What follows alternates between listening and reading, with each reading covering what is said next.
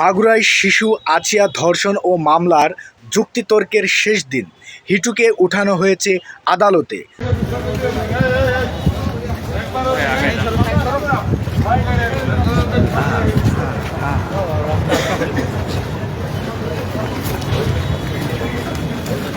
না, আজকে কথা কয় না।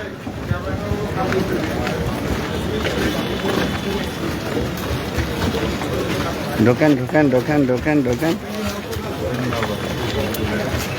ঢোকেন ঢোকেন।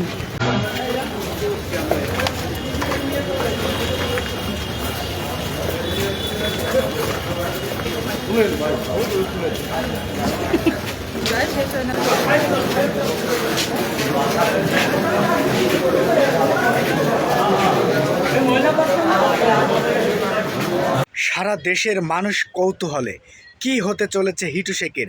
হিটু শেখের কি ফাঁসি হবে, নাকি হিটু শেখ যাবজ্জীবন কারাদণ্ডিত প্রাপ্ত হবে, নাকি হিটু শেখ বেকসুর খালাস পাবে? পরবর্তী খবর নিয়ে অতি দ্রুতই আপনাদের সামনে চলে আসব। ধন্যবাদ।